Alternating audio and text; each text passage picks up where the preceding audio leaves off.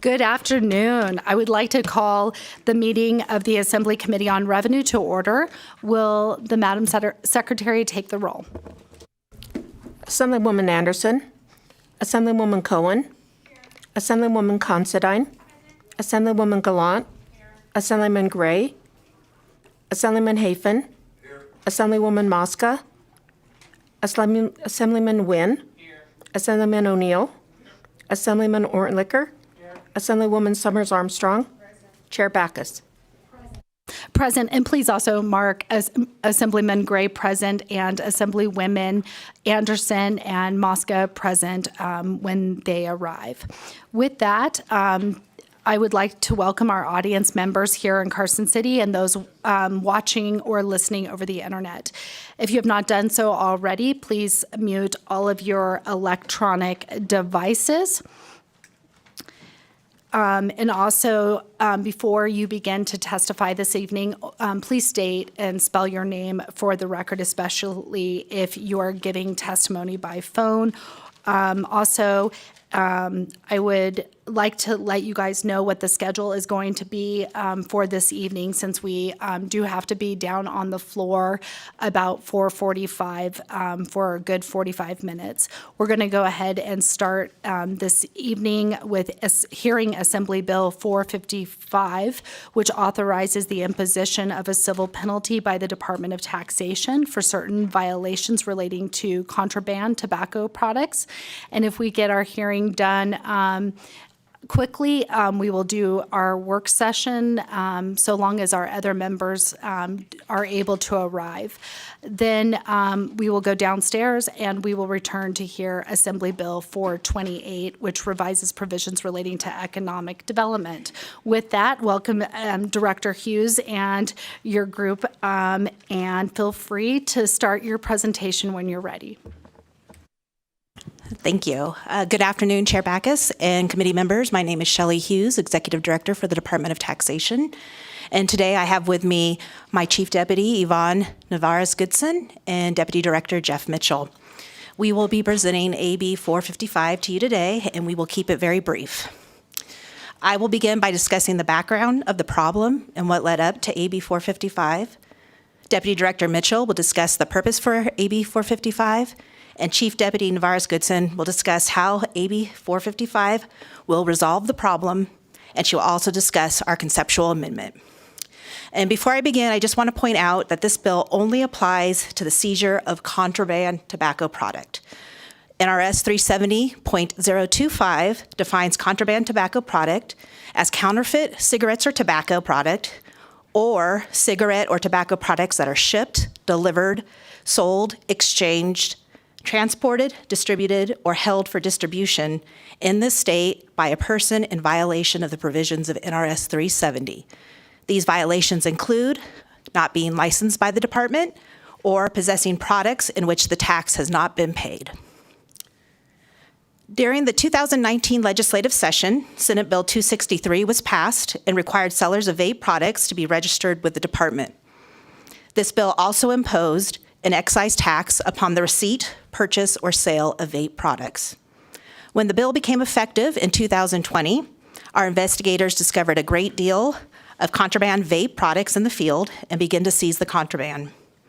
It was at that time the department learned that federal regulations have determined that vape products are hazardous, and as a result, these products are very costly to destroy. Senate Bill 263 did not provide an appropriation to the department to cover the costs of transporting, storing, and destroying these products. The department and the state has spent up to $200,000 per year on these costs since the passage of SB 263.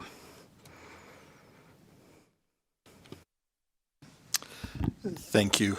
Jeff Mitchell for the record, Deputy Director for the Department of Taxation. The purpose of this bill, the department has performed 809 and 795 investigations in FY22 and FY23 respectively. These investigations resulted in 67 seizures of tobacco contraband in FY22 and so far 58 seizures in FY23. Large seizures for storage, transportation, and destruction can be costly. AB 455 offsets the cost for the department to transport, store, and destroy these products by allowing the imposition of a civil penalty on those businesses that are found to be in possession of contraband tobacco products. The cost to store, transport, and destroy these products should be borne by the business who illegally possess them and not by the state. Thus, it is important for the department to have the ability to impose a civil penalty to help cover the cost to properly store, transport, and destroy hazardous contraband material that are seized. A business can appeal the imposition of the civil penalty if the business believes that the penalty was improperly imposed. Thank you, Madam Chair. Yvonne Navarez-Goodson, Chief Deputy Director for the department. AB 455 would amend subsection 6 of NRS 370.415 to allow the department to impose a civil penalty on those who knowingly sell or possess tobacco contraband for the purpose of selling those products or for export, import, possession, or constructively possessing contraband tobacco products, and the department has seized that contraband. We have proposed a conceptual amendment to AB 455 for the limited purpose of revising the amount of the civil penalty. Under the current bill, the civil penalty may not exceed the greater of $25,000 or the cost to the department for the transportation, storage, and disposal of the contraband. Given our review of the cost to date for the state, we propose increasing the amount of the civil penalty to a minimum of $10,000 or the total cost to the department, whichever is greater. This would shift the cost of this unlawful activity from the state to the person violating the law. And with that, Madam Chair, that concludes our presentation. We'd be happy to take any questions. Thank you so much for your presentation. Committee members, do we have any questions for the Department of Taxation? I have a question, actually. And I'm just mesmerized by the process. The people that you're seizing the contraband from, are they going to be viable where you could collect the money that it costs to do, obviously, the seizure, storage, and/or destruction of the contraband? And then I guess that's kind of my question first. Shelley Hughes for the record. Yes, that becomes the dilemma, whether or not we would be able to collect the civil penalty from the violator. We do have also a budget request for costs for this destruction and transportation and storage of vape products. But we intended, if this bill does pass, this could reimburse the state for those costs if we can collect from the violator. Okay, well, we will go to Assemblywoman Summers Armstrong. Thank you. Very interesting. Never would have thought. Can you kind of explain to us where the danger or the toxins are that the federal government has said is so dangerous and why it costs so much to do the disposal? Shelley Hughes for the record. So the issue becomes we don't know what these products consist of. They do have contaminants within them, and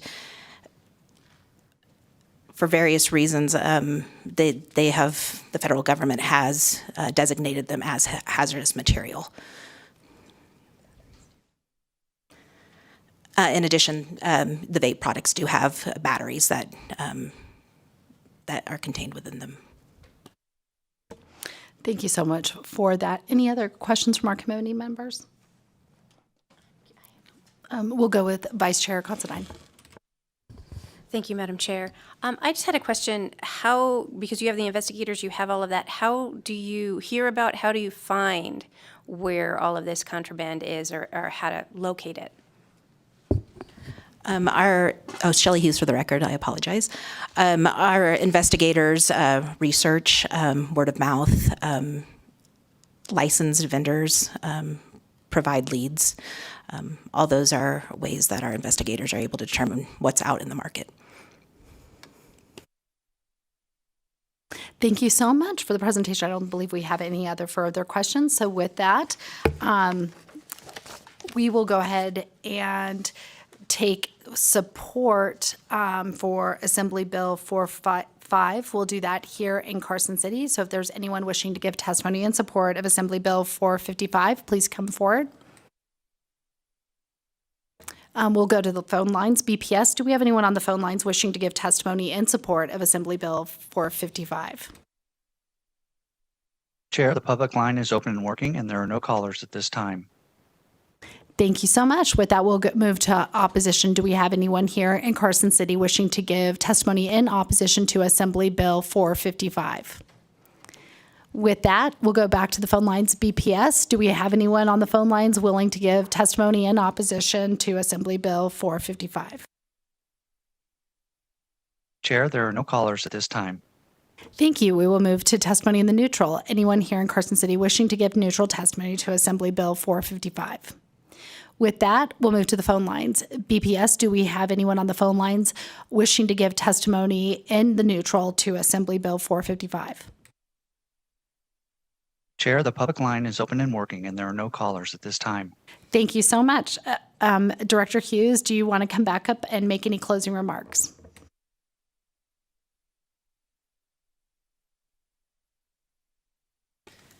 Shelley Hughes for the record, and I just want to thank the committee for hearing this bill today. It's very important to the department, and I urge your support for AB 455. Thank you so much. We're going to take a quick 1-minute recess.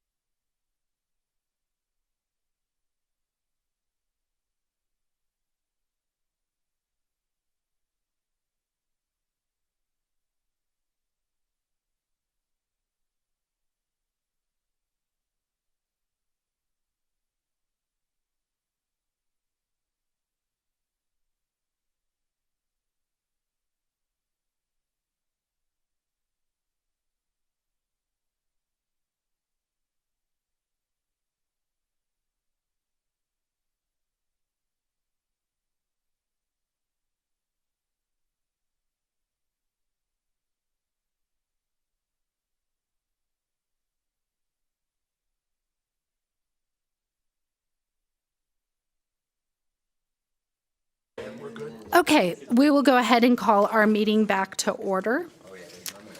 And With that, we are going to move into our work session. And so we will now open our work session, starting with Assembly Bill 1. I will turn it over to Ms. Powers. Thank you, Chair Backus. Susanna Powers, Deputy Fiscal Analyst with the Legislative Counsel Bureau. The work session document for AP 1 is available to the public on Nellis. Assembly 1 was sponsored by this committee on behalf of Esmeralda County. The bill was heard on February 21st, 2023 by this committee. Assembly bill authorizes the Board of County Commissioners of a county whose population is less than 15,000, currently Esmeralda, Eureka, Lander, Lincoln, Mineral, Pershing, Story, and White Pine counties, to enact an ordinance imposing a local sales and use tax rate up to 0.25% to support the operation of a solid waste management system. If an ordinance is enacted, it does not become effective unless a question concerning the imposition of the tax is approved by a majority of the registered voters of the county voting on a question at a general election. There were no amendments proposed to this bill. Assembly Bill 1 was denoted as being eligible for exemption by the Fiscal Analysis Division on February 21st, 2023. Are there any questions about the work session document? Members, do we have any questions regarding the work session documents for Assembly Bill 1? With that, I would entertain a motion to do pass Assembly Bill 1. We have a first from Assemblyman Nguyen and a second from Assemblywoman Considine. Is there any discussion on the motion? Okay. We'll move to a vote. All in favor say aye. Aye. All opposed say nay. And with that, on nay, we have Assemblywoman Gallant, Assemblyman Gray, and Assemblyman Hafen. The motion carries. I will assign the floor statement to Assemblyman Nguyen.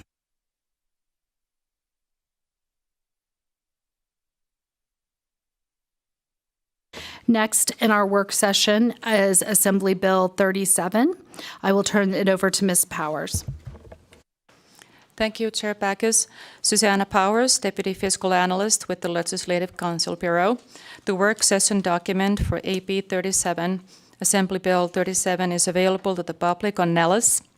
Assembly Bill 37 was sponsored by this committee on behalf of the Rural Regional Behavioral Health Policy Board. This bill was heard on March 14, 2023 by this committee. Assembly Bill 37 authorizes the Board of Regents of the University of Nevada to establish the Behavioral Health Workforce Development Center at Nevada at one or more institutions within the system for purposes related to strengthening the workforce of providers of behavioral health care in the state. This bill also requires the center to establish a behavioral health workforce development consortium consisting of various persons and entities involved in education, behavioral health, and workforce development. Finally, Assembly Bill 37 requires the center to develop and implement a strategic plan for the recruitment, education, and retention of a qualified, diverse, and evolving behavioral health workforce in this state. There were no amendments proposed to this bill. Assembly Bill 37 was denoted as being eligible for exemption by the Fiscal Analysis Division on February 10, 2023. Are there any questions about the work session document? Okay, with that, I will entertain a motion to do pass Assembly Bill 37. I have a first from Assemblywoman Gallant and a second from Assemblyman Nguyen. Is there any discussion on the motion? All in favor say aye. Aye. All opposed say nay. The motion carries. I'll go ahead and assign the floor statement to Assemblywoman Summers Armstrong. Next in our work session is Assembly Bill 41. I will turn it over to Ms. Powers. Thank you, Chair Backus. Susanna Powers, Deputy Fiscal Analyst with the Legislative Council Bureau. The work session document for Assembly Bill 41 is available to the public on Nellis. Assembly Bill 41 was sponsored by this committee on behalf of the Office of Economic Development in the Office of the Governor. This bill was heard on February 23, 2023 by this committee. Assembly Bill 41 creates the Nevada Innovation Account in the State General Fund. In addition, this bill requires the Executive Director of the Governor's Office of Economic Development to establish certain programs to be funded from the account and to establish procedures for applying for an allocation of money from the account pursuant to such programs. This bill requires applications for an allocation from the account to be made to the nonprofit corporation and authorizes the nonprofit corporation to approve such applications if the nonprofit corporation makes certain findings. Finally, this bill sets forth various duties of the executive director regarding the programs established pursuant to this act. A proposed amendment to Assembly Bill 41 was submitted by the Office of Economic Development, which is attached to this document. This proposed amendment expands the participation opportunity in the programs contained in the bill to all Nevada system of higher education institutions, instead of just the research universities and the Desert Research Institute. Are there any questions about the work session document? With that, I will entertain a motion to amend and do pass Assembly Bill 41 with the amendment submitted by the Governor's Office of Economic Development as outlined in the work session documents. Thank you. We have a first from Assemblyman Nguyen. Do we have a second? Second. I have a second from Vice Chair Considine. Is there any discussion on the motion? All in favor say aye. Aye. All opposed say nay. The motion carries. I will go ahead and assign the floor statement to Assemblywoman Mosca. Next in our work session is Assembly Bill 53. I will turn it over to Ms. Powers. Thank you, Chair Backus. Susanna Powers, Deputy Fiscal Analyst with the Legislative Council Bureau. The work session document for Assembly Bill 53 is available to the public on Nellis. Assembly Bill 53 was sponsored by this committee on behalf of the Attorney General. This bill was heard on February 21st, 2023 by this committee. Assembly Bill 53 revises existing penalties for sales of tobacco products to persons under the age of 21. The bill specifies that for violations which occur within a 24-month period at the same premises, a licensee is liable for a civil penalty of $500 for a first violation, $1,000 for a second violation, and $2,500 for a third and any subsequent violation. Additionally, this bill requires the Department of Taxation to suspend the license of a licensee for 30 days for a second violation and for not more than 180 days for a third or any subsequent violation within a 24-month period at the same premises. A proposed amendment to Assembly Bill 53 was submitted by the Office of the Attorney General, which is attached to this document. This proposed amendment makes the following changes to subsection 7 of section 1 of the bill. Removes the suspension of the license of the licensee for not more than 30 days and 180 days for the second and any subsequent violations, respectively. For the first violation within a 24-month period at the same premises, the licensee is liable for a civil penalty of $2,500 instead of $500. For a second violation within a 24-month period at the same premises, the licensee is liable for a civil penalty of $5,000 instead of $1,000. For the third violation within a 24-month period at the same premises, the licensee is liable for a civil penalty of $7,500 instead of $2,500. For the fourth violation within a 24-month period at the same premises, the licensee is liable for a civil penalty of $10,000 instead of $2,500.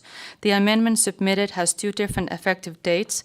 Based on conversations with the Attorney General's office, the proposed amendment changes the effective date to January 1st, 2024, instead of October 1st, 2023. We have someone from the Attorney General's office in a room today, and they could come to the table and confirm that on the record if that is something the chair wishes to do. Please, we'll have former Majority Leader Venetez Thompson come forward. I believe the agreement was for January 1st, 2024 for the enactment date, but if we can get that confirmed so we're all on the same page for the amendment, that'd be greatly appreciated. Thank you so much, Chair Bacchus. For the record, Teresa Benitez Thompson, Chair of Chief of Staff to Attorney General Ford, and that is correct. It is the January 1st, 2024 implementation date. We so appreciate that. Does anyone else have any questions regarding Assembly Bill 53? Okay. With that, I would entertain a motion to amend and do pass. I have a first from Assemblywoman Vice Chair Considine and a second from Assemblywoman Natha. Is there any discussion on the motion? I will go to I have a lot of comments. We'll start with Assemblyman O'Neill. Thank you, Chair. I'm going to vote yes to get it out of committee, but I have some strong reservations and want to see some improvements on this bill to be able to vote yes on the floor. So I'll be reserving my right, Chair. Thank you. Thank you. Next, I'll go to Assemblyman Gray. I'm going to ditto Assemblyman O'Neill's comments. And last, I'll go to Assemblyman Hafen. Thank you, Madam Chair. Slightly different here. I do appreciate everyone working on this, and I just need some additional time to review the amendment to make sure that it addressed all of my concerns. So I will vote this out of committee today, but reserve my rights to on the floor. Thank you. And I do appreciate committee members who had worked on this bill. With that, Sorry. I will go over to Assemblywoman Glott. Yeah, just ditto on my Republican colleagues. Thank you. Thank you so much. With that, all in favor, say aye. Aye. All opposed, say nay. Okay. The motion carries. I will go ahead and assign the floor statement to Assemblywoman Anderson.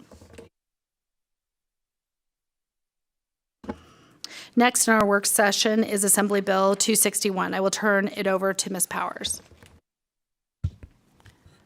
Thank you, Chair Bacchus. Susanna Powers, Deputy Fiscal Analyst with the Legislative Council Bureau. The work session document for Assembly Bill 261 is available to the public on Nellis. Assembly Bill 261 was sponsored by Assembly Committee on Natural Resources. This bill was heard on March 23, 2023 by this committee. Assembly Bill 261 requires the Executive Director of the Office of Economic Development to include a statement in the State Plan for Economic Development regarding the manner in which this state can maximize the efficient use of the water resources of this state through its economic development programs. Such plan is also required to include strategies on conserving the water resources of this state through such recruiting and marketing efforts.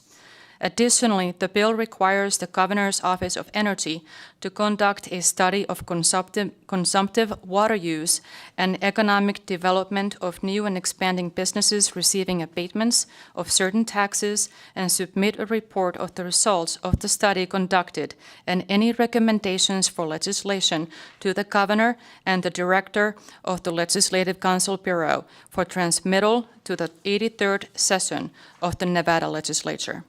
A proposed conceptual amendment to Assembly Bill 261 was submitted by Nathan Allen, Executive Director, WaterSmart, which is attached to this document. This amendment proposes the following changes to the bill.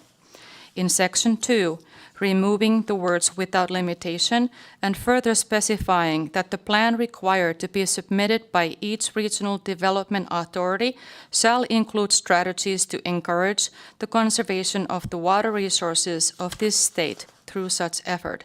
In Section 3, requiring the Governor's Office of Economic Development rather than the Governor's Office of Energy to conduct the study specified in that section.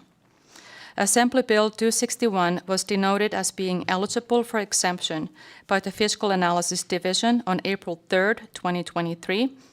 Are there any questions about the work session document?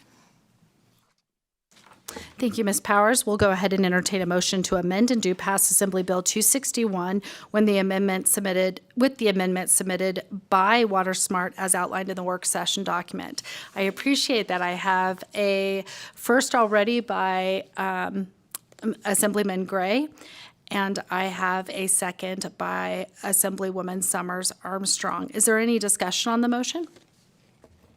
All in favor, say aye. Aye. All those opposed, nay.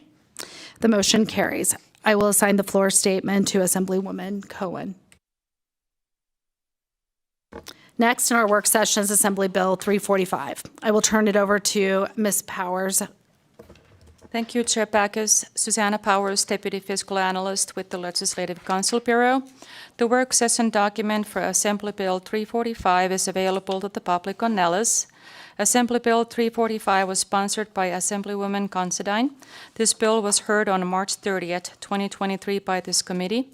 Assembly Bill 345 removes real estate investment trusts and qualified real estate investment trust subsidiaries from the entities excluded from the definition of business entity, thus making the annual commerce tax applicable to all real estate investment trusts and qualified real estate investment trust subsidiaries whose gross revenue earned in this state during a fiscal year exceeds $4 million. There were no amendments proposed to this bill. Assembly Bill 345 was denoted as being eligible for exemption by the Fiscal Analysis Division on March 30th, 2023. Are there any questions about the work session document? I will go ahead and entertain a motion to do pass Assembly Bill 345. Do I have a second? I have a first from Assemblyman Nguyen and a second from Assemblywoman Cohen. Is there any discussion on the motion? We'll go with Assemblywoman Gallant. The right one. Yeah, okay. I can't see past my goodie bag.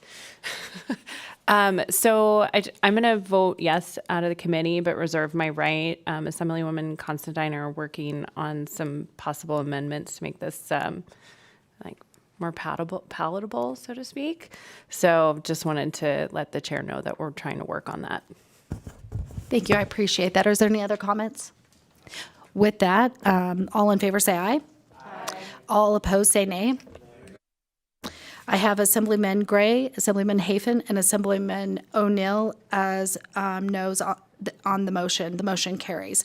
I will assign the floor statement to Assemblywoman Considine. Thank you.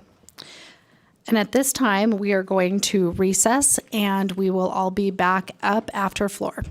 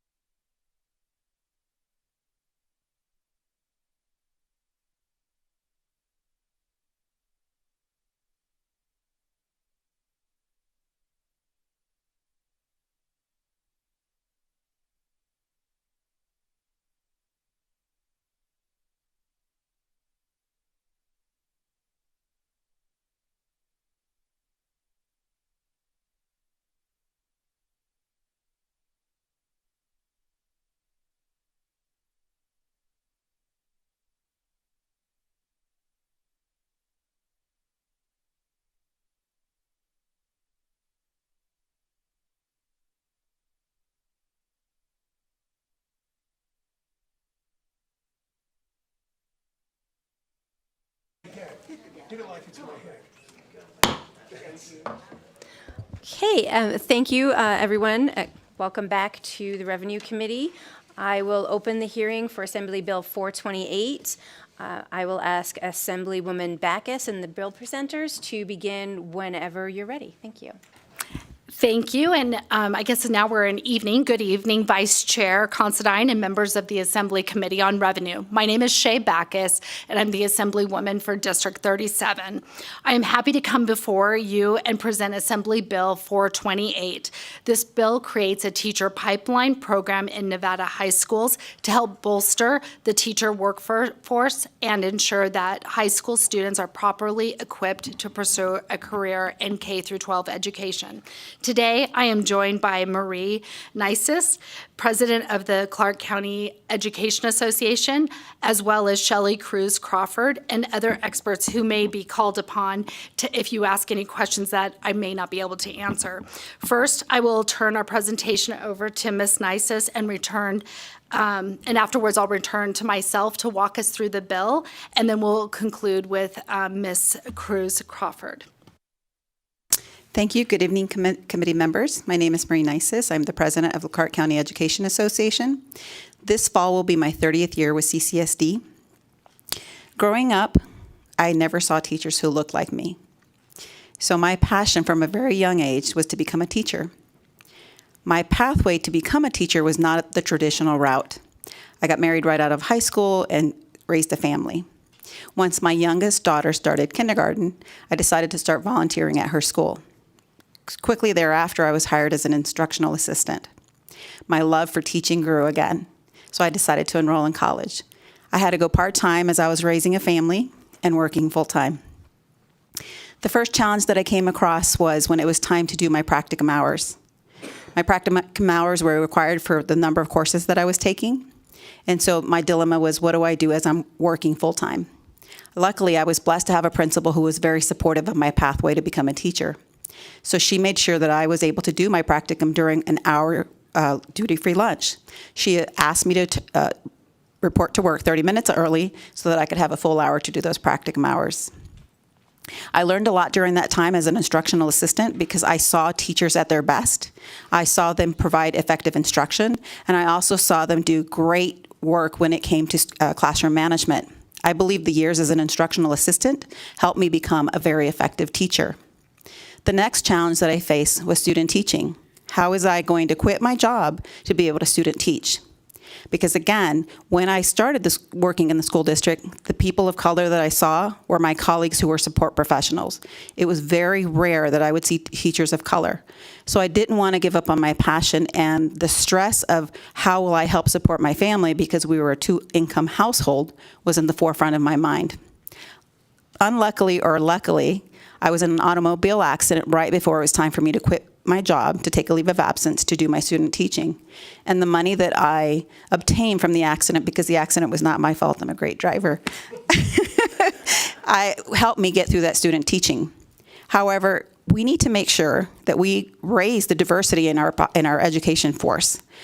This is my 30th year, like I said at the beginning, and while the workforce has become a little more diverse, educators of color are still at the lowest that I've ever seen.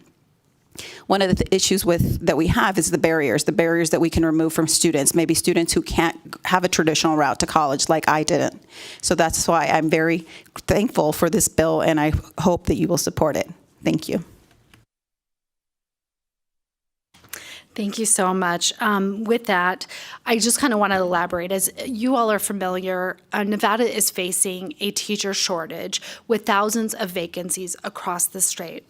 This bill is a step in the right direction to addressing the teacher shortage by enabling our largest county, is how it's provided in the bill, which is Clark County School District, to establish a workforce pipeline to help grow their teachers within and retain for future employment in the district. Workforce development pipelines have been a great tool at producing an educated and diverse workforce that stays within their communities to seek employment. Vice Chair, if I may, walk the committee through the bill at this time.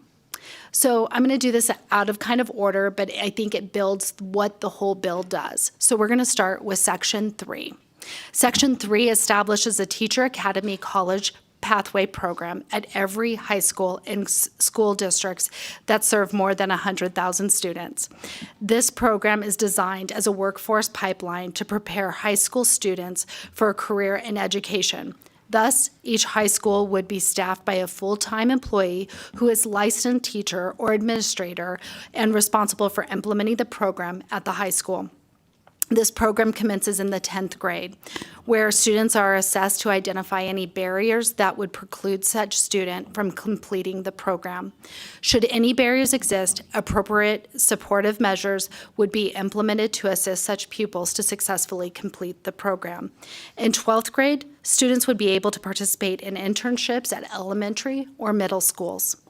The goal is during grades 10 to 12 for students to gain dual credits so that students can earn up to 12 credits from coursework and internships. Pursuant to the bill, the school district would have to enter into an agreement with the Board of Regents of the University of Nevada for the dual credit programming. Section 5 provides that the Board of Regents may enter into those agreements with the school district to assist with the implementation of the program as set forth in Section 3 and may offer early admission for those students completing the Teacher Academy College Pathway Program. Subsection 2G2 to 3 of Section 3 provides that a faculty mentor from NSHE would be a mentor to teachers who may teach programs that would be eligible for college credit. For those teachers who are teaching college credit courses, they must have a minimum of 4 years in the classroom teaching experience and as well as a master's degree. Once a student successfully completes the high school program, they should be guaranteed admission to an NSHE institution. Once a student is at an NSHE university, the student will be offered employment as a paraprofessional. After a student graduates from an NSHE institution, they would be offered employment at Clark County School District. Section 6 authorizes the Board of Regents to work with school districts to offer an early application period for participants of this program who are planning to attend a Nevada institution of higher education.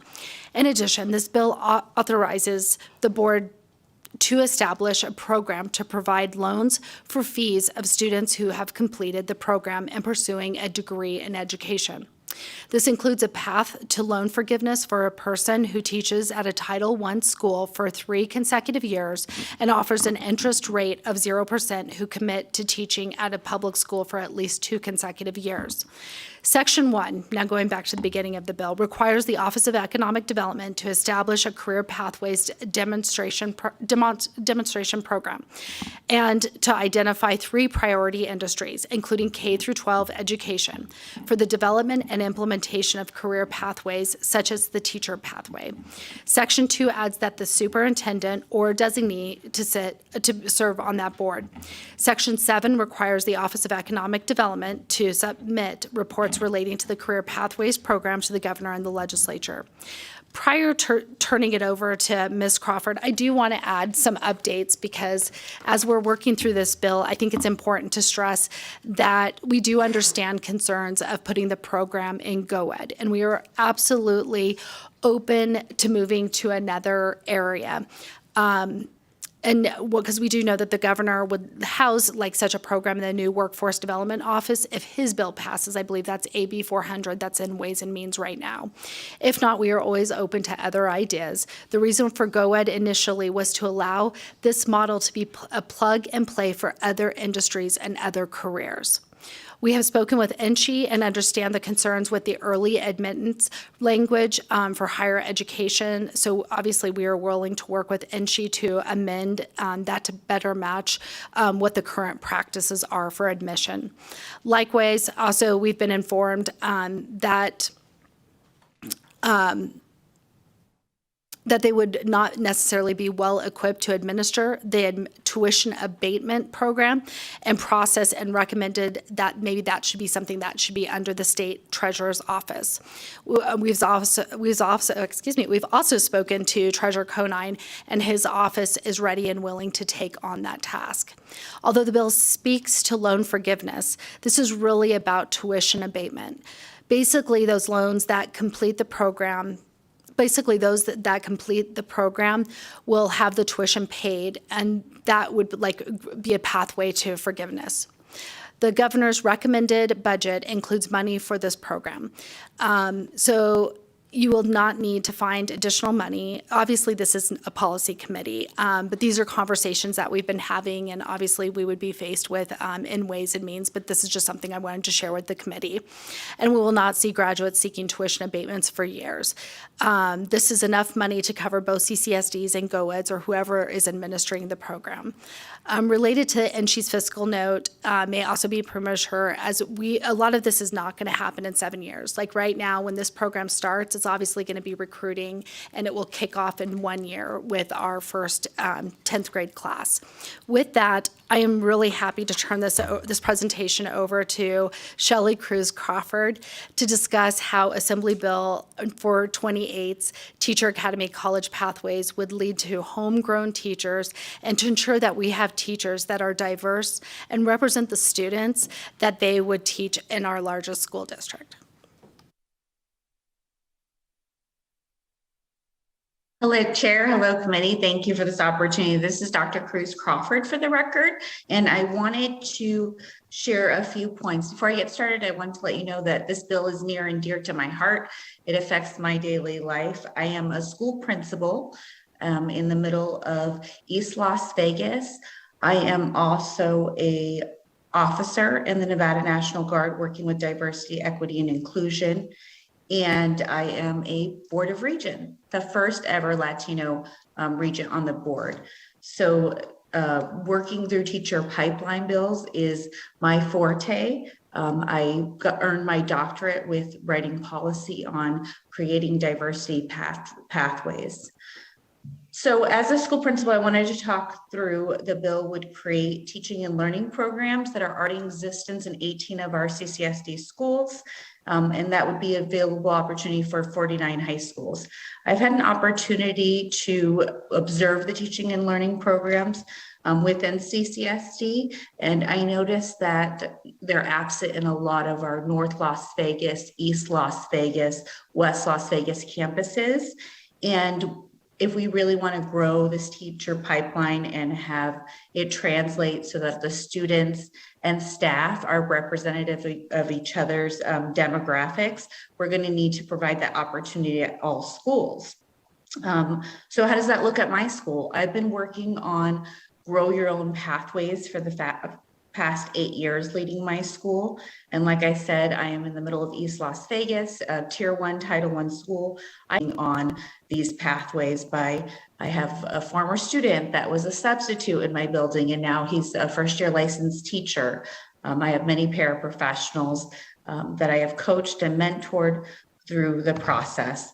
And the teaching and learning program is basically like you would think of your old electives, but the students are electing to learn about the pedagogy of teaching and learning and getting the opportunity to go to elementary schools and practice their lessons with their students. It's kind of the first 100 level, 200 level coursework that you would get in college. I did want to share that there's been a lot of research on how we really help with workforce development and growing teacher diversity pathways. And all the studies agree that the most successful campaigns are grow your own campaigns. There was a study in 2016 by Turn and Helpland that said, that's titled The Importance of Minority Teachers. We know the following research questions focused on motivating our students. We need to challenge them. We know that teachers that look like their students have stronger classroom management with those students. They're successful because they provide care. They have diverse opinions. They captivate students' interest.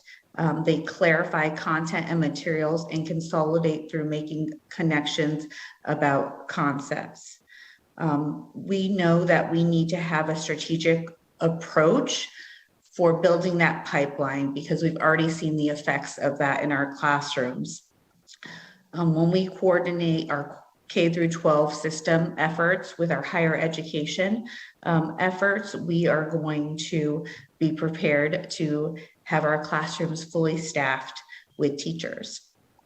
This was from the 2021 recruitment and retention study from CCSD, and I just want to share it because it says overall diverse teacher recruitment and retention starts when non-white students enter elementary school, and support efforts are needed throughout college education and mentorship within the teaching profession. Within CCSD, teachers are more likely to stay after 5 consecutive years of employment. That means we must provide support for our students and teachers of color from their elementary school years until they are teaching for 5 years with mentorship programs and providing leadership that supports the teacher diversity. So this program, this bill really helps support that because they would have 5 years of service within CCSD. So I'm here available for questions. Thank you so much for the opportunity, and I'll turn it back over. Thank you so much, and thank you, Vice Chair and members of the committee for your consideration this evening of Assembly Bill 428. And with that, we are ready for questions, and we have people all over the place depending on what you're going to ask us. Thank you for this testimony. Committee members, do you have any questions? Okay, our first question comes from Assemblyman Orentlicker. Thank you, Chair, and thank you for bringing this bill.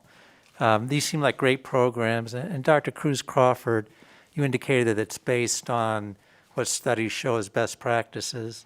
So I was just curious, do we have models for both of these two different pathways from other states or pilot programs that we can that have demonstrated that this kind of design is going to be very effective?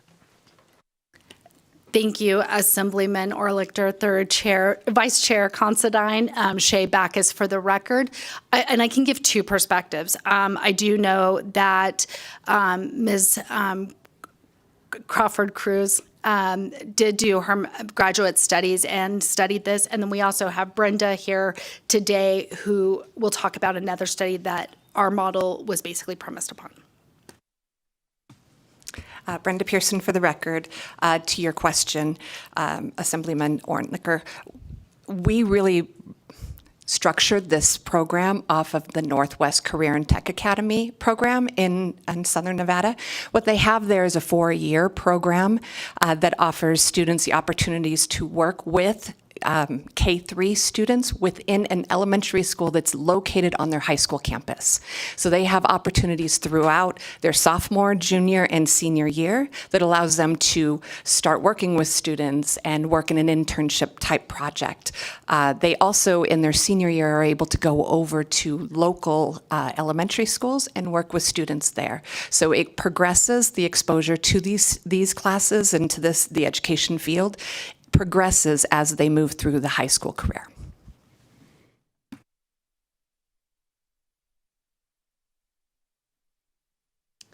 Our next question is from Assemblywoman Cohen. Thank you, Vice Chair, and thank you for the presentation. Sorry, short legislator problems.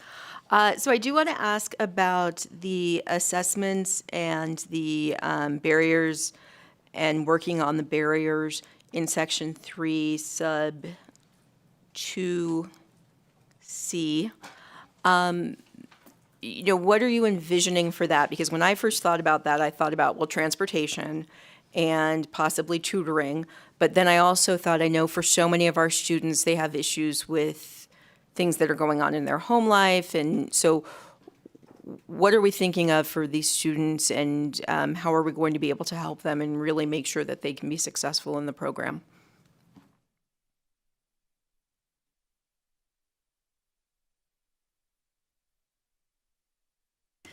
Thank you so much, Assemblywoman Cohen, for your question. Shea Backus for the record. I will turn that over to Ms. Cruz Crawford. Thank you so much, Co-Chair.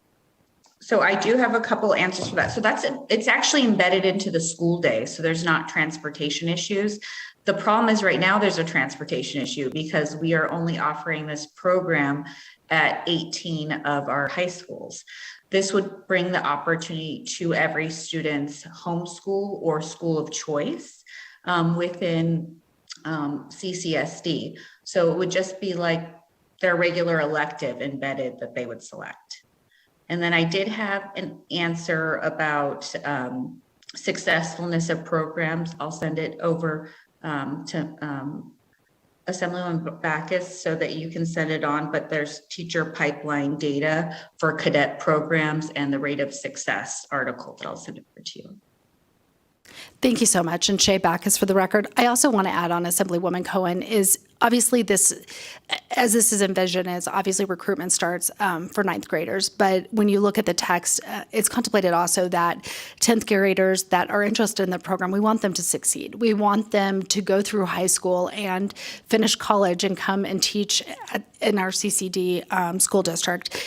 And so imagining teachers who are overseeing the program at their high school can sit down and talk to those students about what may be in their life. And I think whether it was like the example was like you were using transportation, or if they just have something in their life, is to assess that and provide those services to them to make sure that they would be successful. Because once someone starts in the program in 10th grade, we want to make sure that there's no barriers. They're able to complete not only high school and finish the dual credits, but that they go on to an NSHE institution, get a degree in education, and come back and teach our students.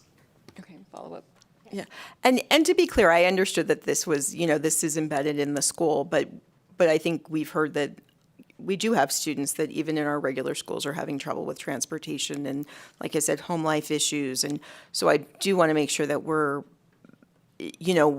as I said, I wanted to know what we're envisioning and that we're going to be able to offer all these different issues. I know that some of our schools, I toured a grade school a few years ago, I think before the 17 session, and it was a grade school where they were doing things with the families, right? They were doing not only farmers market and things like that, but they were also doing educational classes for the parents in language and all sorts, like computer things and all sorts of really great things in that school. Shout out to Myrtle Tate. And it was just amazing the things they were doing, and that was helping the students because you were helping the families, and that meant the students were having a better chance of success. So I'm hoping that this means that this won't just be that the children are getting the help at school, but that they're getting help that will help them throughout their whole day to make sure that, again, that they will have the chance to succeed in the program.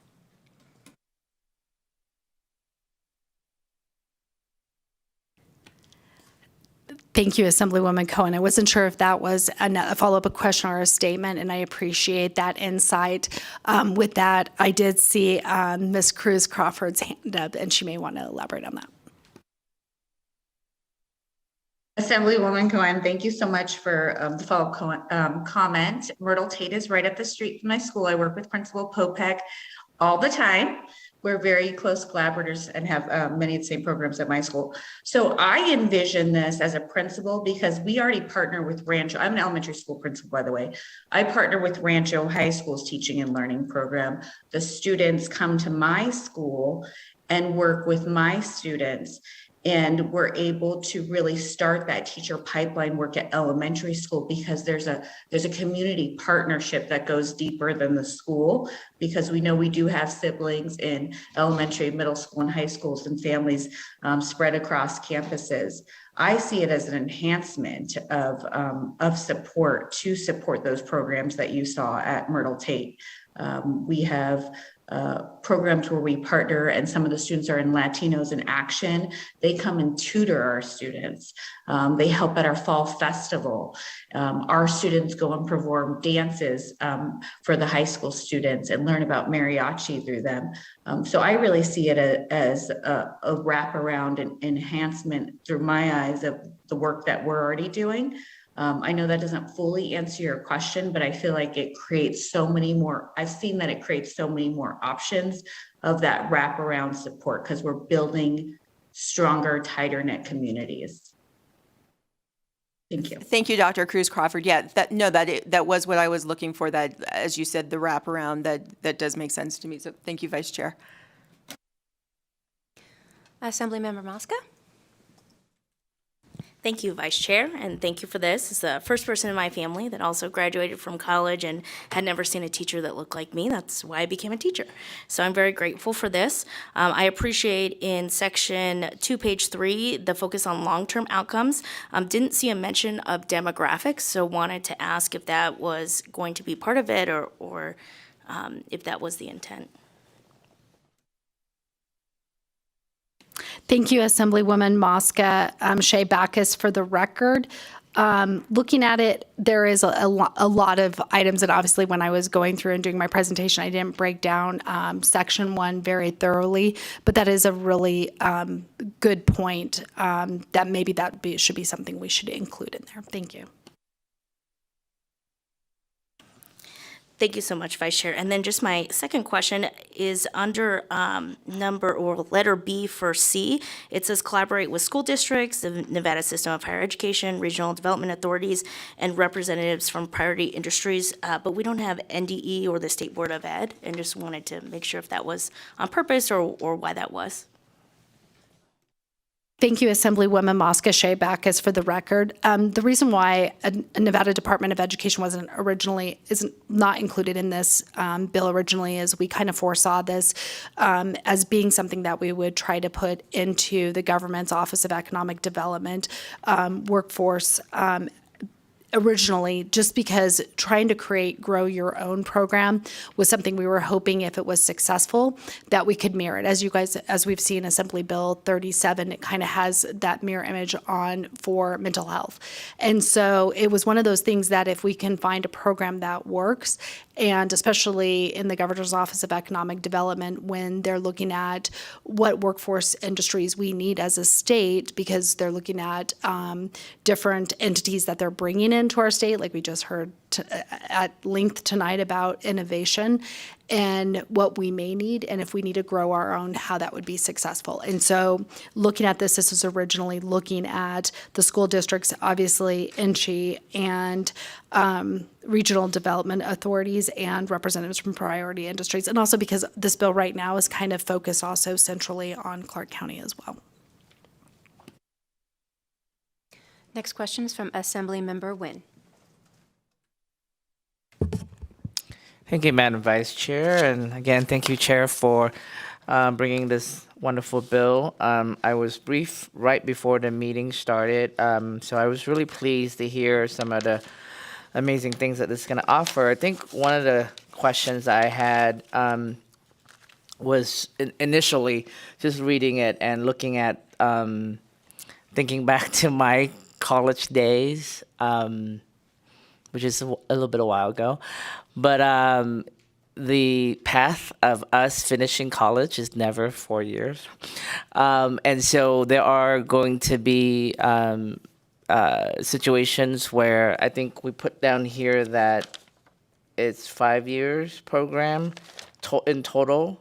What happens if the student in this program don't finish it in time? Are we putting in kind of guardrails for that? Thank you, Assemblyman Nguyen. Shea Backus, for the record. One thing is obviously it was intended to be a 7-year program where it would be 3 years in high school, and then obviously like looking at that 4-year, and when we've been talking about this, it's more been like an analysis on funding and how many students would be generated. But hopefully, if the agreement works out and 12 units could be definitely provided to high school students, that does give a student that extra edge and a little leeway. Follow up, Vice Chair? Thank you. And in terms of dropout, so if there are folks who drop out in the middle of the program, either life change or situation change, they don't want to do this or something else happened, what happened to that spot? And what happened to any types of payback or any types of, because I think I understood that the tuition is deferred, right? So if there was a dropout or there's a change of mind, number one, what happens to that spot? And number two, can someone else come in midway? Thank you, Assemblyman Nguyen, for your question. Shea Backus for the record. One thing is obviously we understand that there may be natural fallout, whether someone either can't finish college or a situation where they change professions. I mean, we realize that we will have a natural gradual loss in that situation. The loan forgiveness or forgiveness kind of tuition program would obviously not apply to that person, and they would be responsible for their tuition to that time period.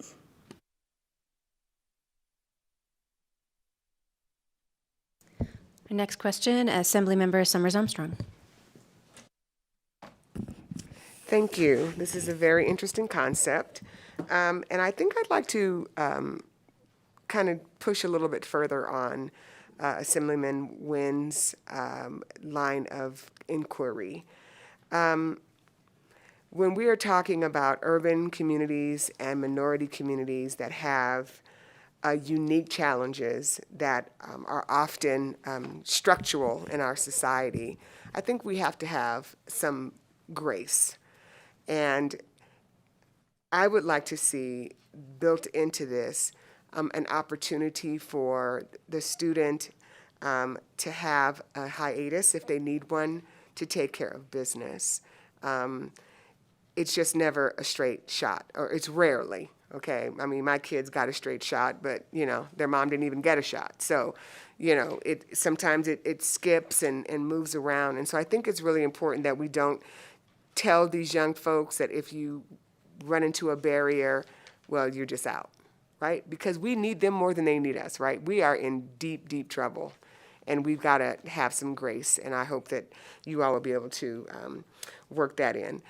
So I'm really concerned about, I shouldn't say concerned, I'm curious how you all, how this will work into retention. You said 5 years. I have a son who taught for 1 year and swears he will never be a full-time teacher. And because a lot of this has to do with corporate culture of the organizations, right? And we've been hearing a lot about this in this building, as well as in the news and in other different areas. And so I'm curious about what is the move to work on an atmosphere where young people, or all people, whoever, want to remain teachers. We are bleeding teachers like we've cut our wrist on the floor. And so we can have all the training projects we want, but if we don't have a culture where people want to stay, we spend money and we're just going to lose them and they won't come back. So what is your plan to deal with that?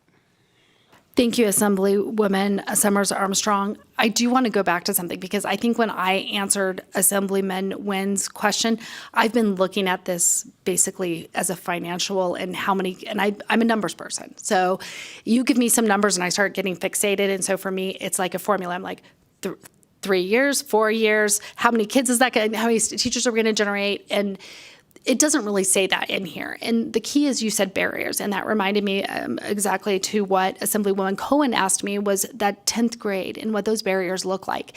And I imagine these are conversations that are going to be frank is when we're in every school offering the opportunity for someone to become a teacher, these barriers are going to be openly discussed. And that's what's looking at is how to make a student successful so that they want to become a teacher. And hopefully it may be, and I know I do, I'm very optimistic, is if we already have students involved in elementary, and hopefully if it shifts where they're already engaged multiple years even while they're in high school. Then when they're in college, they can have an opportunity to be a paraprofessional and they're going to do internship. And hopefully it's a larger investment than just right when they become a teacher. But I'm not the expert in this, and I've never pretend to be. I can read the bill and obsess on like stats and things like that. But I want to turn this over to Ms. Nisus because she's someone that experiences this and hears it from teachers on a daily basis how we could do better. Thank you, Assemblywoman, for that point. So what made me successful was the years that I had as an instructional assistant. I was able to view great instruction as well as some educators who struggled with instruction. So the supports that I got along the way with my experiences helped me become more effective. The supports that students will get through this process, I believe, will help them be more successful. As a woman of color, I understand the culture of my background, and I'm also able to relate more readily to other children of color because I understand and see the lens of what they're facing. I saw what they felt like when they felt that a teacher didn't like them because of the color of their skin. I can make those connections with those students. More often than not, some of our higher behavior students would always get put into my classroom, and teachers would say, how do you do it? How are you making those connections with those kids? It was honestly, the way I feel, was the years of experience that I had as an instructional assistant that helped me get to that point. I didn't get there on my own. I viewed it from my colleagues who were teachers, and I was their aide. I was able to view good practices, and I feel like that component will help our students become more successful because they will have support throughout this entire process. And the idea that they can then get a job in the school district and see the good, the bad, and the ugly will also help them, empower them to become more successful because they'll get to view it firsthand, what works and what doesn't work.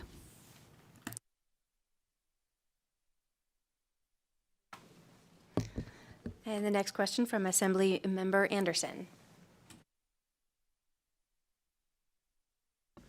Thank you, Chair, and thank you for bringing forward this. I'm very excited about it, as I think I met with many of you yesterday about this, and thank you for celebrating our shared profession of education. I have a few questions, but I'll try to get to my point right away. The first was, I believe, Dr. Cruz Crawford, you had mentioned that there are currently 12 schools that are in Clark County that currently have this program, or did I misunderstand that? And if there are 12, how successful have they been, or are they too early to know that at this time?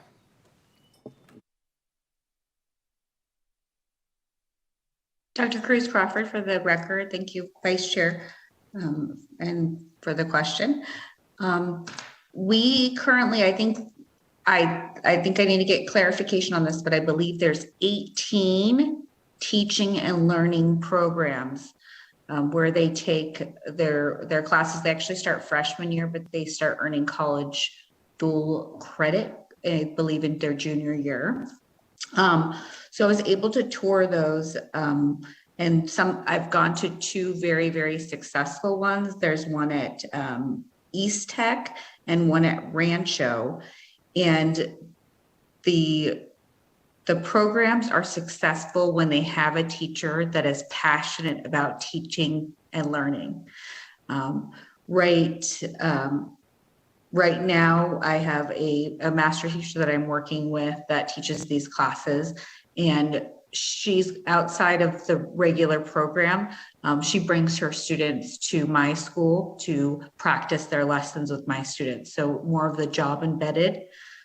We did a survey to ask the students in there, just an informal survey. What do you like about the program, to the seniors? What is your favorite thing? Who is planning on being a teacher? Why are you not planning if you spent 4 years in this program? And we had, I had about 5 students from each class that was planning on pursuing teaching. And those students, I think some of the barriers or why the students didn't want to is because they didn't think they could afford to pay for college. They said, I see how other students treat teachers. I don't want to do that.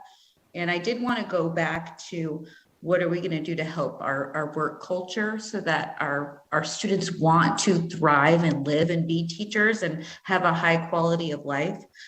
There's actually a lot of pockets of joy within schools. I've learned that there are 2 things that make a hard working environment, and it's really working conditions and pay. And when I try to take everything off my teacher's plate to build their working conditions, they still seem fatigued. And I ask them why, what else can I take off? And a lot of the things that you can't take off is just things that the kids are coming with, on their shoulders to school. They're bearing that weight. So I actually think I know this program is an answer to those working conditions of being overworked because we're understaffed. Our students connect more with people that have shared experience as them, shared background as them, match their race and their ethnicity. So this program would be simultaneously removing some of those things that impact our negative, work culture. I think it would improve the quality, and there's tons of research to back that up of people coming back into their communities and working in their communities and the impact that has in the classroom, both with student achievement, with mental health and attendance. So thank you. And thank you for clearly also loving the world of education and celebrating it. My next question actually has to do with section 1.1. It's lines 7 and 8, that the office shall identify not more than 3 priority industries, with at least one of them being K-12 education. Is there a thought already of what the other 2 could possibly be? Or was the number 3 just magically picked out of the air because it's the number 3? Thank you, Assemblywoman Anderson. Shea Backus for the record. I think it's because I made a real big push for this to be in GoEd, and I envisioned it where this could be replicated, and this is how I did sell it to illegal. And I don't think we've really envisioned other industries just yet. And so I think that's kind of was open-ended. Thank you. Believe my final question, although I have others, but we can do that offline if I could ask one more. And I have a feeling that the individuals who I spoke with yesterday will know what it is. This is only for one county. Has there been any discussion about trying to expand it to others? Has there been any, because the students are able to go to any Nevada System of Higher Education institute. And let's be realistic, we do have students that do not look like me in every single county. So has there been discussion about trying to expand this, or is this a pilot program to start it off in Clark? Thank you, Assemblywoman Anderson. Shea Backus for the record. I too couldn't help but think, I know I'm not living in a bubble that it's only Clark County School District that has a teacher shortage. I know every county we have is suffering from vacancies. I don't like to look at it as a pilot program, but I mean, it kind of is. And the more, and I kind of use that as an example when we were looking at like building out workforces through GoEd, which it may not be that perfect fit, and we're still open to that, obviously. But obviously, I couldn't help but think if this was successful, and I would love for it to be successful, that we could bring it to Washoe or look at rural schools as well. But thank you for your question. I thank you for the last question, I promise. I know that some of our school districts also, and the one that I'm from, Washoe, but I believe others as well, they do actually have signature academies that utilize education as one of their items. I'm just wondering if they would also be available, or if it would be something that GoEd would be able to work with them about also, if it's a very specific, already existing signature academy. Just something to consider. Thank you, Chair. Our next question is from Assemblymember Gallant. Thank you, Chair or Vice Chair. Okay. I mean, Lord knows we need more teachers. And I know we've made it a lot of different efforts to try to, bring more teachers into our school system. And I've been hearing a lot about culture that makes a difference. I mean, in any work environment, and then also retention has been discussed. And I'm curious if this needs to be in conjunction with dealing with violence in our schools, because I know I don't want to go to a place where I'm going to be concerned about my well-being. And if you give me a little leniency, I had a constituent come in to my office a couple of weeks ago. Teacher chose to work with kids that have severe behavioral issues. So he is in a trailer all the way on the outskirts of the school. And one of the kids threatened his life, like said he was going to shoot him. Notified the school, the kid was taken off, but he's in gang and it was right on the street. And so this poor teacher had so much stress that he actually has cortisol-induced blindness and has not been able to get his sight back for a year and a half. And it just like tore my heart out. I had no idea that that was even possible, but that was the level of stress that he's doing. So we want more teachers, but if this is the kind of environment that they're going to be going into, I think it's going to be hard to recruit. So do you think there needs to be us coming at this from multiple angles to address that issue and really change the culture within our school system and support our teachers and their safety? Thank you so much, Assemblywoman Gallant. Shea Backus for the record. I'm probably going to turn this over. I don't know if Maria feels comfortable talking about it or someone else. But it's a weird thing because obviously the program we're looking at is going and recruiting freshmen, and my heart breaks that our teachers have been attacked by students. Like, it's something I hope doesn't happen. I don't recall this happening when I was I'm a proud product of our K through 12 Clark County School District. And I don't remember it happening in there. And it's just stuff we are seeing, and I respect those that step up, sometimes being in special education or dealing with our students that do have behavioral issues. And I think this is probably a conversation way above my pay grade. But, hopefully talking about the profession, to freshmen in high school to get them excited to sign up for one of these programs may start spreading a word to start changing a culture. And maybe people will look at, oh, I want to be a teacher, or look to the future and maybe help with some of the stuff that's going on. But I may be naive with that. But anyone else that's here that wants to talk about it, I don't know. Dr. Crawford, Cruz Crawford is at an elementary school, but she's been doing a lot of studying and stuff and may have something to add as well. Yeah, thank you for the question, Dr. Cruz Crawford, for the record. So I think adding that scope might be too big for this bill. It might be so big that we're kind of getting off track, but school violence is a huge issue. Student safety is, I think, everybody's number one priority above teaching and learning. And it kind of sparked a thought, and we can talk about this in the planning stages that first year, but really looking at how we train our pre-service teachers on how to deal with those situations. But I've learned that the proactive measures are the most successful. I am at elementary school, but I haven't had a behavioral referral this year. We've reduced negative behaviors by 98% of my school, and it's a lot of that tier 1 interventions that were spoken of earlier by Assemblywoman Cohen, that community-based support. We do home visits in every single one of our homes before the school year begins.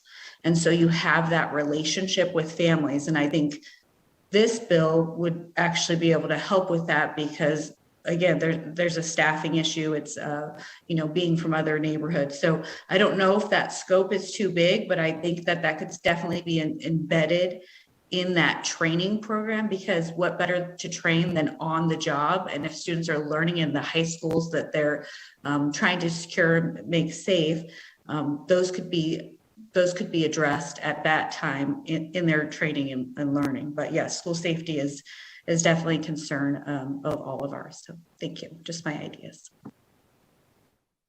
Thank you. And our final question is from Assembly Member Nguyen. Thank you, Madam Vice Chair. And I think not to repeat this part, but I think I want to make sure that this part is addressed somehow. Maybe I can direct this to Principal Dr. Regent Cruz Crawford. I know I'm missing your National Guard title, so there's a fourth title in there. In terms of Board of Regent, maybe in that perspective, is that I know that when we're in K through 12, we have guardrails. We have teachers who are there with the students, right? So they can monitor the students and kind of course correct as needed. I'm just feeling like once we get this to the college level with the higher ed institution, are there going to be offices that establish to kind of help shepherd this program along, or are they just gonna kind of get passed on to their college education program and then figure it out kind of thing? So I just want to make sure that there are maybe it's in regulation but not necessarily in statute, that there are clear retention initiatives, especially with NSHE, just so that we invest in this particular project and we can kind of have more supervision. I don't know if that's the right word, but more attention when they get to that second half of this amazing program. So that's my question there. I do have a couple answers, but thank you, Assemblyman Nguyen. I do have a couple answers, but I didn't know if Assemblywoman Bacchus has anything that she wanted to add about mentorship with the bill. If not, I can take. Shay Bacchus for the record. Doctor, go ahead. And there is a portion in the bill that does, and I'll just mention this and then I'll let you continue with that. There is a portion in the bill regarding NSHE having a person who is like kind of connected with the person in the high school. And I've had comments with various institutions, mainly our southern institutions, who are very interested in this.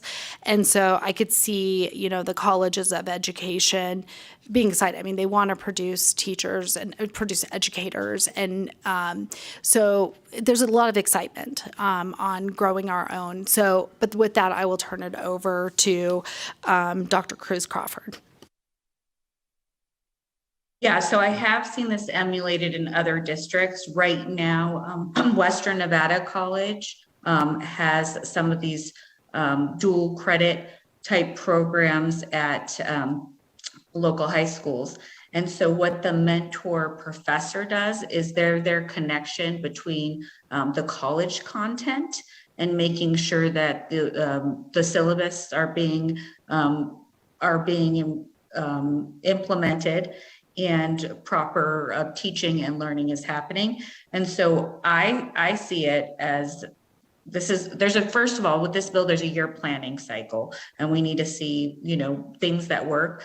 But my research on removing barriers to first generation licensed teachers, and I, by the way, I'm also first generation high school graduate, actually. And they need that mentorship throughout. And when you just drop them off at college, if they accidentally take the wrong course, a lot of people will drop out because of, money and stress. So they need someone during their training, and that would most likely be their college professor. And then also if they take the paraprofessional route where they become a paraprofessional outside of high school while they're doing their coursework, there are other institutions that are doing a teacher mentorship program where they give pre-service during college and the first 3 years of service, and they actually receive a stipend, the mentors. CCSD does have a mentorship program in place. I have 2 brand new teachers this year, and they are required to meet with their mentor teacher that is on their campus and a teacher that helps them the first few years. So that would be after service. But yes, definitely looking with my regent hat, we need to support our teachers when they're in, and it would probably be that connection with that accredited college professor. Thank you very much. Yeah, sorry about that. Thank you. Shay Bacchus for the record. I did want to add on, I found the section that I was referring to as Section 3, Subsection 2, G2. And then also as Dr. Cruz Crawford was indicating during that planning period, also under Section 1, Subsection 3, E of the bill, we also have times where the roles and responsibilities of persons necessary to develop and implement the career pathway, which may include without limitations. It does contemplate both the school districts as well as the Nevada system of higher education. Interestingly enough, I circled the same spot, so we were on the same page. So thank you, Chair. Thank you, Vice Chair. Thank you so much for the great presentation and all of the questions. Right now, we will move to those in support of Assembly Bill 428. If for those in Carson City who would like to testify in support, please come up to the table.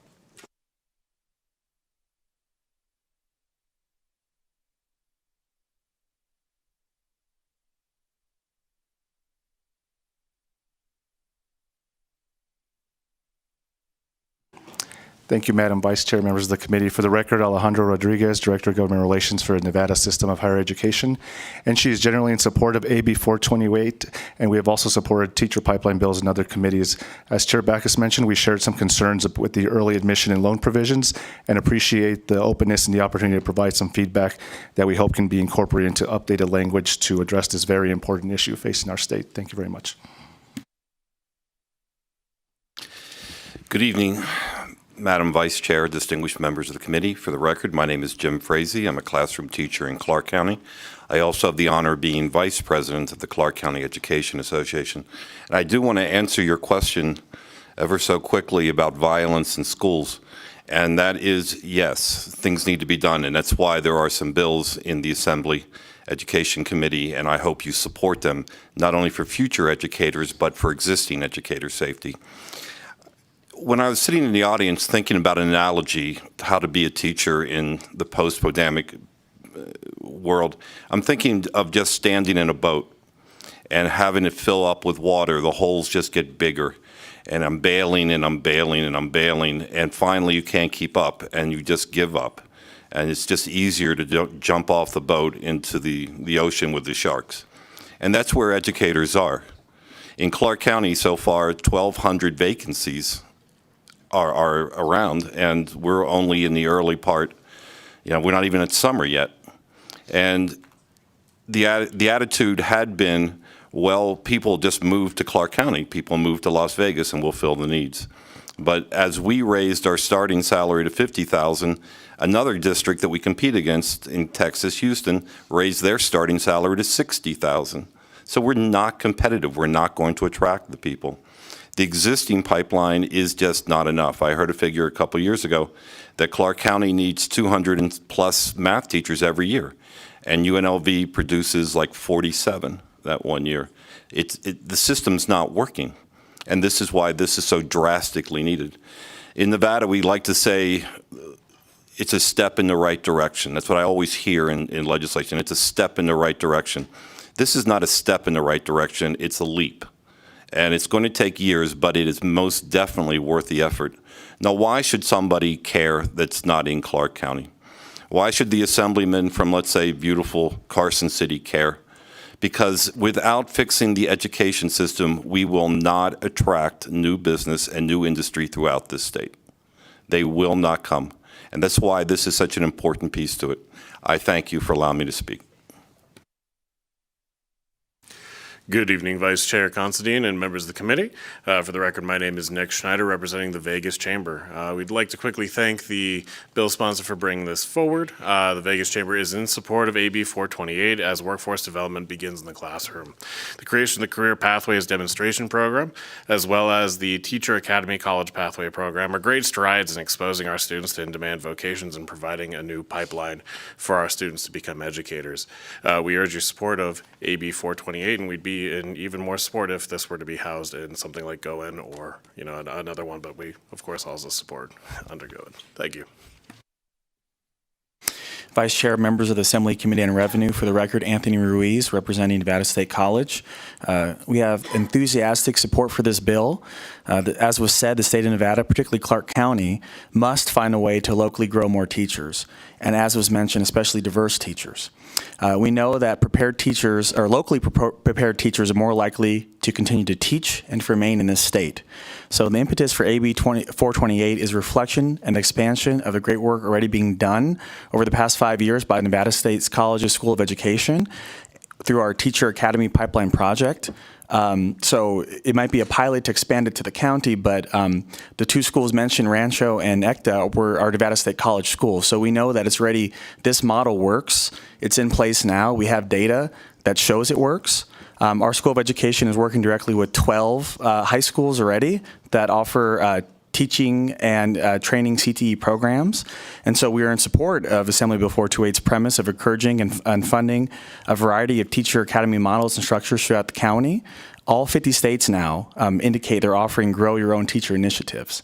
And so why not Nevada? Why not expand this to the whole county? We support this bill. We'd like to see it cover the entire state, actually. We think that's a good idea as well, and not just Clark County, and even start as early as 9th grade, which we've shown we could do in the 12 schools that we're in Clark County. So thank you, and we urge your support. Thank you, Chair and members of the committee. My name is Francesca Petrucci, and I'm going to be reading testimony on behalf of Heather Brown.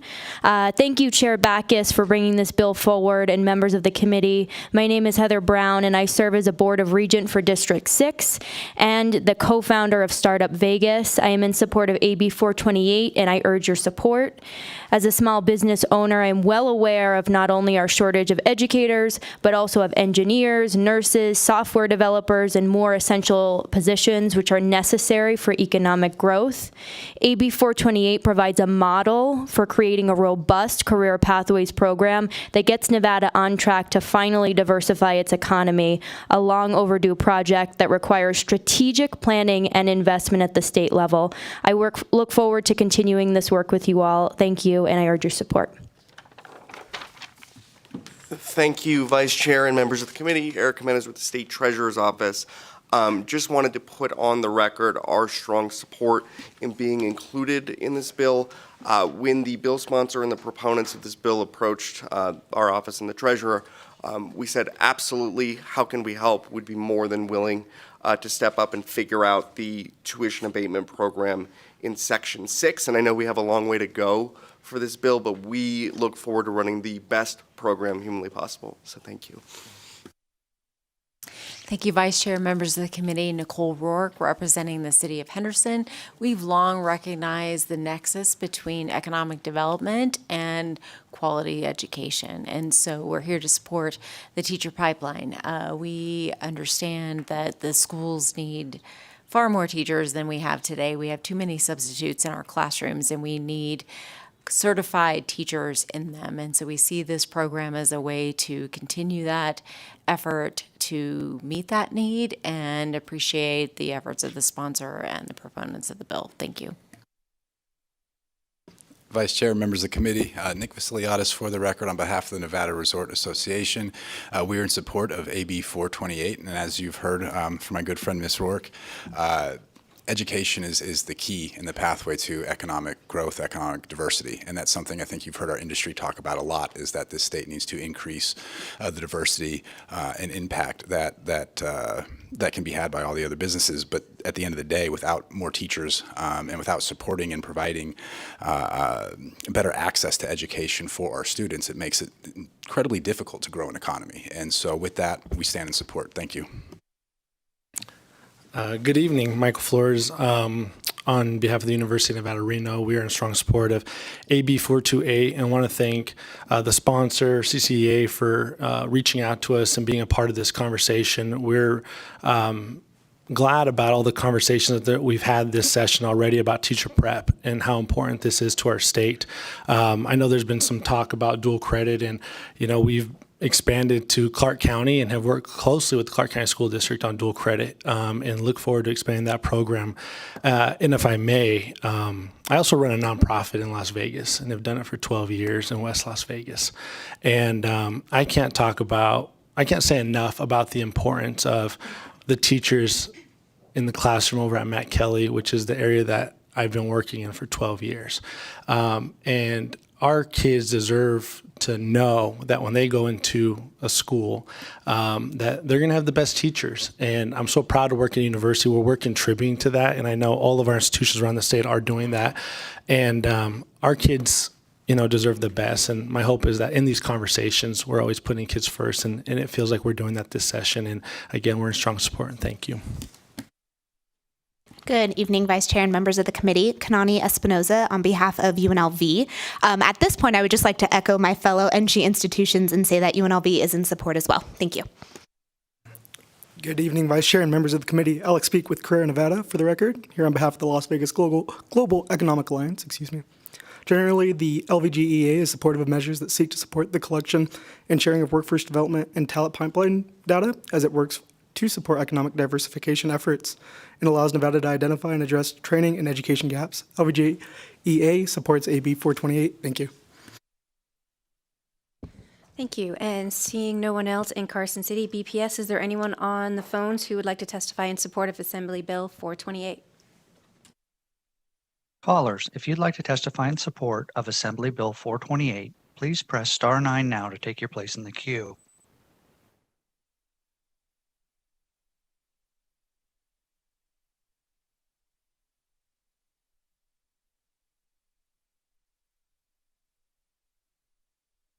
Caller with the last 3 digits, 505, please press star 6 to unmute yourself.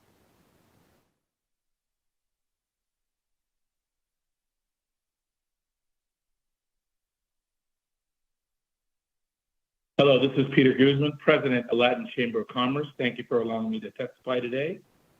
We are in full support of AB 428. We believe this will help both education and economic development. It will especially help in underserved communities and help home-grow teachers from those communities for those communities. It will also help solve teacher vacancy crisis while also giving more Nevadans employment and educational opportunities that may not otherwise have. For those reasons and some of my colleagues' reasons, we are in full support of AB 428 from the Latin Chamber of Commerce. Thank you so much.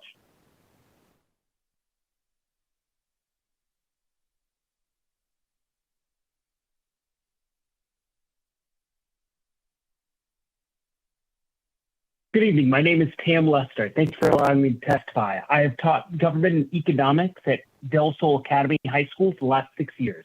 I'm speaking as a member of Clark County Education Association, and I'm speaking in strong support of AB 428. As a Nevada educated teacher, I know the challenges of the career path firsthand.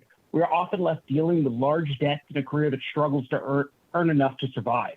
Of the 30 teachers I graduated with in my cohort from UNLV, only 3 are still teaching in CCSD. The rest left the field to pursue more lucrative careers to pay back their student debt. If AB 428 were to pass, I believe it would make a tremendous difference in the lives of both aspiring teachers and the students they serve. The teaching academies at all 49 high schools and CCSD would provide a direct path to a teaching career, which ensures that teachers are being recruited from every area and neighborhood across the valley. This creates teachers that are reflective of the population served and who understand their students' challenges and struggles. The tuition abatement program in exchange for 5 years of employment would not only help retain qualified educators, but also incentivize more individuals to pursue a career path in education. Many of the most passionate teachers I went to school with have changed careers due to financial obligations. AB 428 is a chance to not only grow our base of teachers, but also keep them in the classroom. By increasing the supply of qualified educators, we can reduce class sizes, improve teacher-student ratios, and ultimately provide a better learning experience for our students.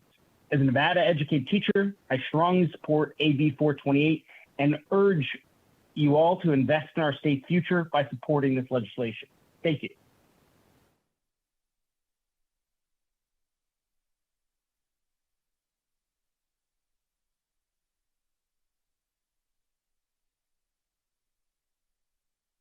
Good evening. My name is Rachel Rattan, and I am the teaching and training teacher at Rancho High School. I am in support of AB 428, implementing teacher academies in all high schools in Clark County School District. Our schools, specifically in CCSD, are at a critical shortage of teachers. At a minimum, we will need 14,000 new teachers in our district alone over the next decade. We rely on 33% of all new teacher hires from out of state, where people have very little connection or investment into our community. Many teachers do not last beyond their first few years due to a lack of training, burnout, or a misunderstanding on what it means to be an educator. Rancho High School has built a program that has grown and is directly leading to former students becoming teachers very soon. One of my students, who graduated last year, took advantage of this program and the corresponding dual enrollment classes that provide credit for many of the prerequisite courses in NG institutions. She began her first year of college on the junior level and will soon become a teacher in CCSD. We have enjoyed this success largely in spite of the funding formula that can be fixed by AB 428. School budgets are a push and pull between various stakeholders for resources through a variety of different programs that are all very important to our students. We need our funding separate for the teacher pipeline so all CCSD high schools can create these academies. So the funding is there specifically for this urgent cause. Students that go through this program are Nevada grown and Nevada invested.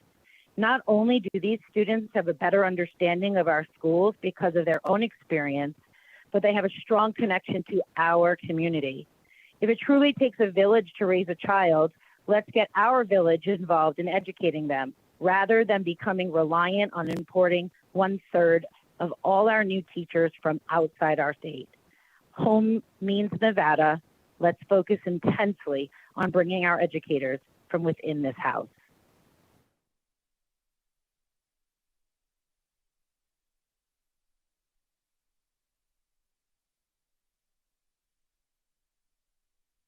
My name is Kyra Cooper, a proud member of CCEA, and I am in support of AB 428. As an elementary teacher, we have experienced a shortage of qualified educators along with high class sizes. I know that if we can get students that are interested in this esteemed profession and complete their education degree and commit to teaching here for 5 years, that the students will be better. Thank you for your time, and please support AB 428.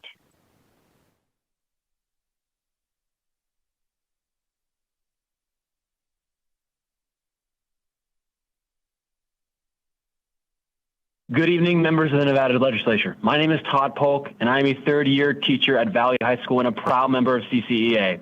I am here speaking in support of AB 420. I graduated in 2020 from Vanderbilt University's Peabody School of Teaching, one of the best teaching schools in the country.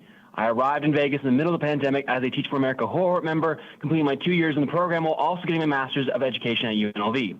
As someone whose first 3 years were the hardest in education history, I am, as my students would say, built different. I'm also here to say that as supportive of Assemblywoman Bacchus' bill, Nevada does not need more teachers like me because teachers like me are going extinct. Let me explain. 1 in 3 teachers in CCSD are from out of state. At the same time, Nevada is struggling with teacher vacancies, employee burnout, and swelling class sizes. Most importantly, though, is that our students who are growing up in a world rife with financial insecurity and a loss of purpose have fallen out of love with school. They are looking for opportunities to share who they are and what they know with others, to connect with other people, to leave some sort of impact. AB 420 is trying to create that opportunity. By implementing teaching academies in every high school, students will get real opportunities to polish their communication skills and deepen their connections with their communities. I can say from my own experiences as a teacher that nothing beats seeing a student realize that they, within themselves, have the ability to teach others. It is a magical sight, one that I think more students deserve to experience.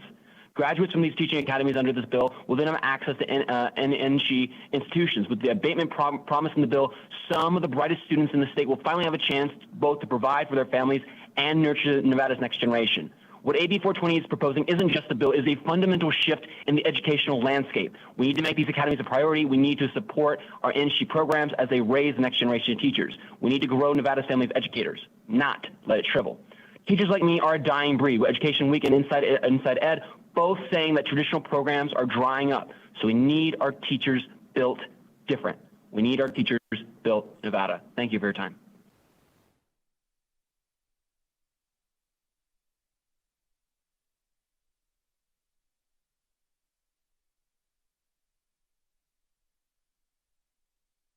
Good evening, everyone. My name is Dakuba McMillan Porter. I am in complete support of AB 428. I work with CCSD at Parson Elementary School. Also, I'm a voting member of CCEA. I am familiar with this bill and had the pleasure to speak about it and give my support for it recently in Carson City. It's extremely important that we build a teacher pipeline. I can see firsthand the disruption to learning that teacher instability causes for students. I'm currently doing everything within my power to secure more teachers at CCSD, Nevada in general. I mentor UNLV education students for both the Teacher Pathway and Southern Nevada Black Educators Initiative, where we look to recruit Black teachers specifically. But we need to do more. We need to do much more. Increasing the supply of homegrown educators within a Nevada pipeline is needed and will most definitely increase student learning and achievement. I'm doing every single thing that I can. I need to know that I can count on all of you to do what you need to do and pass this legislation. Thank you.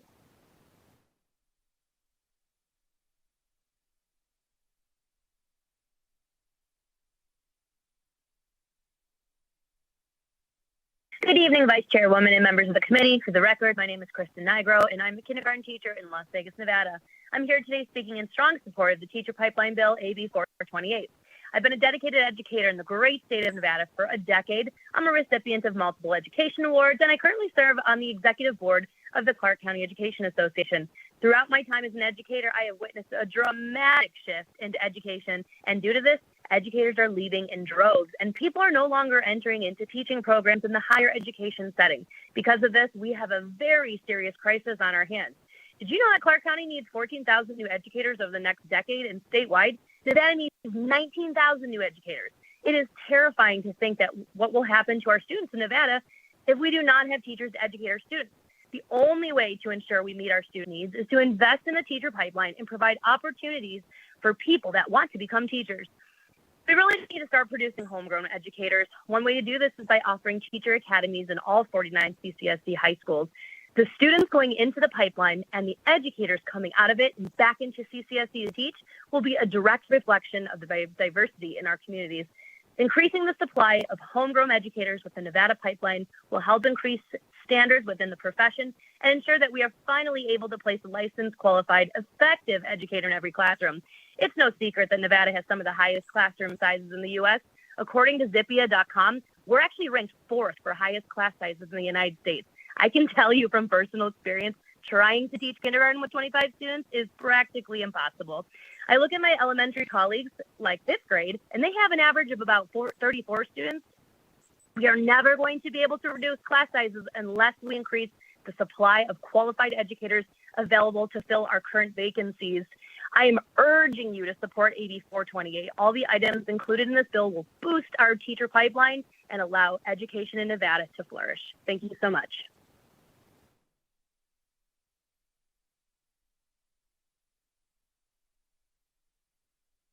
Greetings, committee chair and members. My name is Galdino Griego. I'm a veteran educator in Clark County School District and a proud executive board member of Clark County Education Association. I am calling in support of AB 428. First, I just want to say thank you to the committee and for the presenter, Trey Bacchus, who brought this all to the front. We have questions around safety. We have questions around veteran pay. As a veteran teacher, I have questions as well. I think it's important that we are talking about safety. And as those bills around restorative justice are going through in other parts, I hope this body is in full support. We have questions around pay. As those bills are getting brought up, I hope we have y'all's full support on those as well. I think this bill works in tandem with reducing teacher class or student class sizes. It is out of control. Some of these classrooms have 50 kids in them. Learning is not able to happen when 50 kids are there. If you have an 80-minute class, you do a 20-minute lecture, and each kid has a question, you've only had 1 minute per kid. That's not great. We have strategies around how to make this work, and that's what our educators are doing. We are triaging. We are getting into these classrooms and doing the best practices that we can in order to minimize all these issues. But there's no doubting that if we get a pipeline working, more teachers in the building can reduce the workload on us and can help share that with more qualified educators. Around safety, I think that's a very important question. When we have more educators in the building, sometimes we are the first people that bring those wraparound services into the conversation. I know English teachers at my campus who, when they do prompts, they get some of these responses from students that are just gut-wrenching. And they're actually that first line that says, hey, we need to get a social worker in here. So more teachers is the answer to some of those questions that were brought at the very beginning. I want to thank y'all again for the due diligence to ask those, because I think this can really show how we answer that question too. And so that's why I'm in full support of AB 428.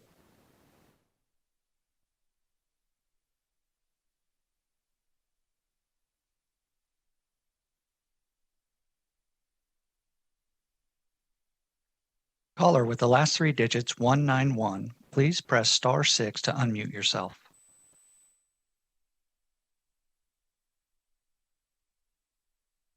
Good afternoon, members of the committee. My name is Elizabeth Adler. I'm a Spanish and ELL teacher at Sunrise Mountain High School and a member of the Clark County Education Association. I'm here today to speak in support of the bill for a teacher college pathway program would help alleviate the need we have in Nevada to fill the vacancies that we have projected to have in the next 10 years.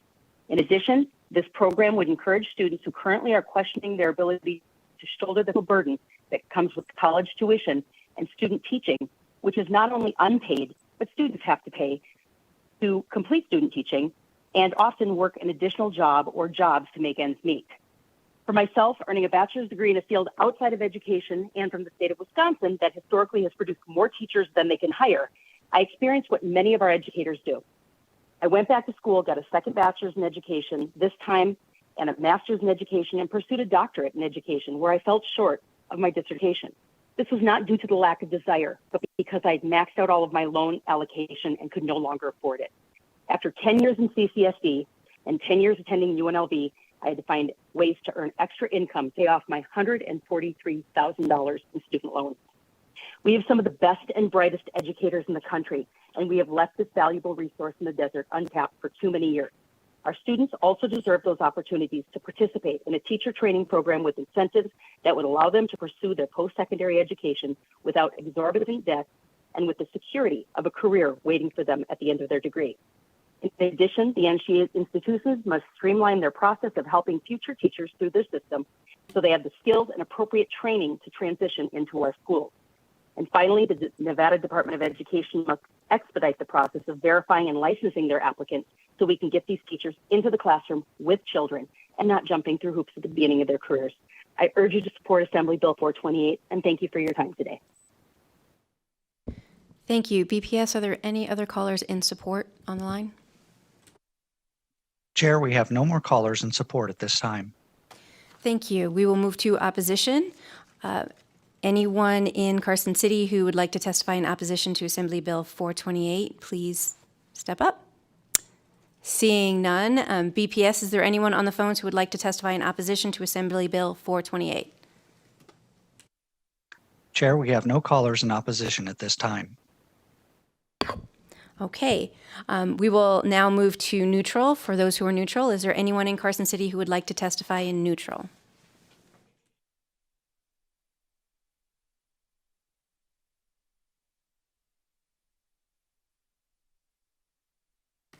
Good evening. Patricia Haddad, Director of Government Relations for the Clark County School District. Share a couple of thoughts and comments here. So, of course, we support economic development and teacher pipeline efforts, but we want to point out the language in Section 3, Paragraph 1, each large school district shall offer a teacher academy college pathway program at every high school, forces the district to impose a new program on high schools in violation of NRS 388G610, which is the reorg of the Clark County School District, large school districts. The district's responsibilities under this, NRS 388G.610, are limited only to the items listed as A through U. In addition, Section 3, Sub 2B would also violate NRS 388G, as the building principal is responsible for staffing at their school. In addition to that, Section 3 of this bill contains an unfunded mandate on the Clark County School District, and unless additional revenue is provided to fund the proposed program, we'll be forced to utilize funds from the proposed $2 billion increase to fund this mandate, resulting, of course, in less revenue for compensating our hardworking educators, support professionals, and administrators. I can't speak to whether or not other districts were consulted in being left out of this legislation, but unfortunately I do know Clark County School District was not consulted in an official capacity in the development of this legislation or presentation, so I'd like to clarify that there are 27 teacher training programs at CCSD schools throughout the entire geography of the district. We're scaling those programs in a way that's financially responsible and ensures that they're well supported with the right student supports and academic experiences in place. Thank you so much.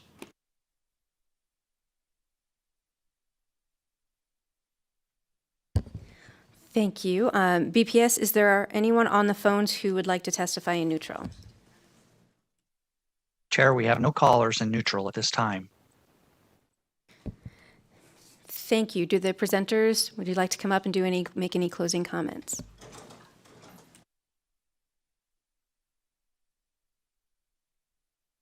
Thank you so much, Madam Vice Chair and Assembly Committee on Revenue.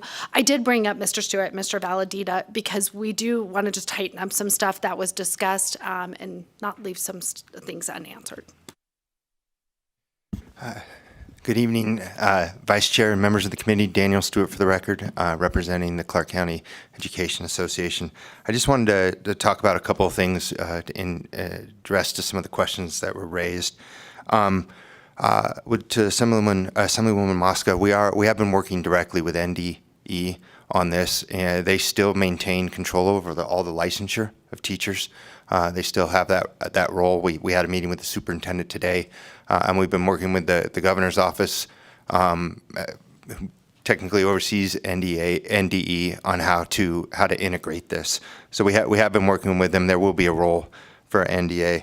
I also want to talk about how this fits into the larger framework. We can't fix everything about education just by a pipeline for teachers. We hope that when they land, the place they're going to is to a well-paying job in a safe environment where they can have instruction. And there's plenty of bills this session that you are all considering on those issues, from instructional time, increased instructional time, less testing, to safety in the classrooms, to teacher pay. All those things are going to go in. I think they're going to fit together well.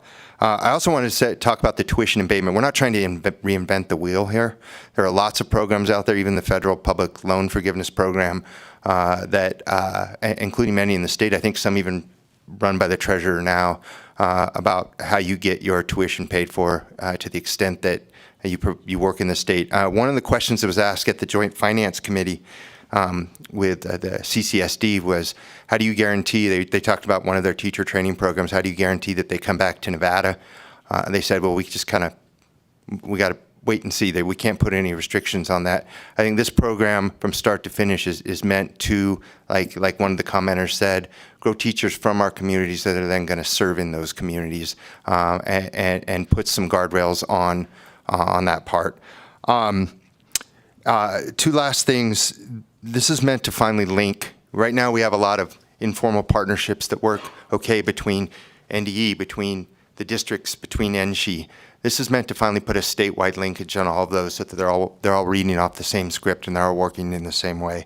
The last thing I'd like to mention is the funding that was mentioned in the neutral testimony, and that is right now in Governor's Rec, it's already included the money for this very thing about including teachers in the classroom. Now, obviously, that still has to be passed by this body, but funding has been set aside, and also in the AB 400. There's mention of how that funding stream is going to come. So right now there are anticipated funding sources for those that we should be able to get to quickly. Thank you. Thank you, Madam Chair. and members of this committee, John Villardita for the record, and thank you, Assemblywoman Bacchus, for introducing this. I just want to address a few things. So first and foremost, I think there was a question around what kind of model or what kind of experience is out there that this thing was built on. You heard reference to a high school in Clark and several other ones. I want to just share with you, there was extensive research commissioned by Columbia University that essentially said, how can we integrate higher education with public education, where there's a bridge and we build a pipeline and we do it in a way that a new system is built. And so that's what this model is. It's integrating the delivery system, K through 20 in this case, and it's mandating, the state is mandating that this type of system be built. So that's one thing. The second thing that I want to share with you is something that Assemblywoman Summers Armstrong, you raised it, and it's the wraparound services. And I really want to emphasize this. This program, this pipeline that we're building, is not just accomplishing creating more licensed professionals to fill our vacancies, but it's doing something that we've never done in this state in a systematic way, and that's to address the diversity issue. To put it in 49 high schools, particularly when 2/3 of them are Title I schools where we have a lot of at-risk population, is designed specifically to attract that population to a career path. But to make it successful, if we don't have the type of wraparound services on the front end and in higher education, so that we don't have people that start and fail, but have people who start and succeed, then we'll never have it. So just to give you an idea of the thinking behind this on the front end, on K through 12. The assessment is twofold. First off, it involves a parent, freshman year, with their student that sees a vision, a career over 7 years, a job afterwards, teaching in public education with no tuition, no debt, no nothing. A commitment on the part of the parent with the student to go through this journey. The first assessment is academics. What do they need to do to be successful? And then build a system around that success so they do not fall through. The second, particularly when we're targeting this population, is to do an assessment on any other issues that are roadblocks or barriers to that student's success. Is it socioeconomic? Are there things that are going on in their life that become an obstacle for them to be a successful student? That requires an investment, that wraparound piece. And that's something that we need to flesh out more on this bill, but that's what it's designed to do. And then in higher ed, I understand there's another piece of legislation that tries to provide support services for success for a student that's in college. We want to work through that because we think that that's critical. You don't want to build a system where you have dropouts at a high rate. We know that that will be there. We want to put the guardrails, if you will, in there on K through 12 throughout the entire delivery system so that there is success. And then finally, the last thing I want to say, I think it was raised, well, this looks like it's Clark because the language says school districts of 100,000. You know, this is a system that could be built statewide. It's a capacity issue. It's not a light switch where you build a system like this and all of a sudden everybody has it. But clearly, this is something that the state can benefit from. So if there's an opportunity to move this beyond just the Clark County experience, clearly I think everybody wins. And then the last thing I want to say is, and I want to echo what Daniel Stewart said, we've had conversations with Superintendent Ebert around this issue in terms of the role of NDE, because they do play a critical role. I think that she recognizes the importance of the wraparound services in a model like this for success, student success, and so we look forward to working with it. But I want to end with, I really want to take my hat off to Assemblywoman Bacchus for moving this bill. This is a big piece of legislation. This is architecture. This is integrating K through 12 through higher ed to build a system so that we don't just address the vacancy issue, but we also address the quality of that educator, the diversity of that educator. And this is the type of model that can be replicated for other industries, hence the reference around workforce development. Thank you. Thank you, and I will close the hearing on Assembly Bill 428. This brings us to the end of our agenda, and I would now like to open the meeting for public comment. Is there anyone here in Carson City who would like to provide public comment? No. BPS, is there anyone on the phone who would like to provide public comment? If you'd like to provide public comment, please press star 9 now to take your place in the queue. Chair, we have no callers wishing to provide public comment at this time. Thank you. Are there any comments from the members before we adjourn? Seeing none, as a reminder, our next meeting will be tomorrow afternoon in room 4100 at 5 o'clock. And that concludes our meeting for today. Thank you so much for your time. We are adjourned.